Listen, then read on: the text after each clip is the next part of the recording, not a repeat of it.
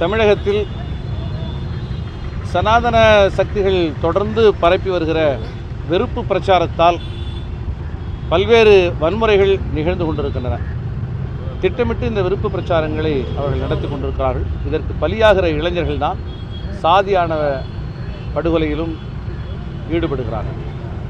ஆகவே தமிழக அரசு இதில் தனி கவனம் செலுத்தி அதிகரித்து வருகிற சாதியானவ படுகொலைகளை தடுத்து நிறுத்துகிற வகையில் ஒரு சிறப்பு சட்டத்தை உருவாக்க வேண்டும் என்று விடுதலை சிறுத்தைகள் கட்சியின் சார்பில் கோரிக்கை வைத்திருக்கிறோம்.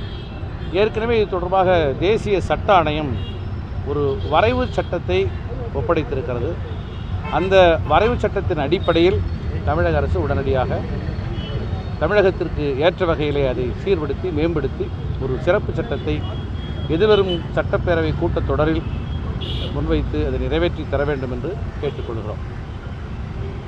தமிழகத்தை பொறுத்தவரையில் தமிழகத்தினுடைய பண்பாட்டு மூலதனங்கள் மறைக்கப்படுகின்றன அல்லது திரிக்கப்படுகின்றன. சிந்துவெளிக்கும் கீழடிக்கும் இடையிலே இருக்கிற தொடர்புகள் குறித்து இந்த சர்வதேச அளவில் ஒரு வலுவான உரையாடல் உருவாகி இருக்கிறது.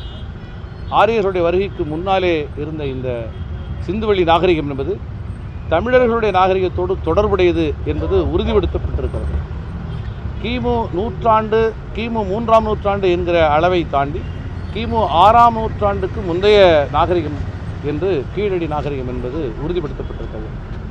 கீழடி அகழ்வாய்வு அறிக்கைகளை ஒன்றிய அரசு வெளியிட மறுக்கிறது. அதை திருத்த வேண்டும் என்று தொடர்புடைய அதிகாரிகளுக்கு தொடர்ந்து அழுத்தம் செலுத்தப்பட்டு வருகிறது.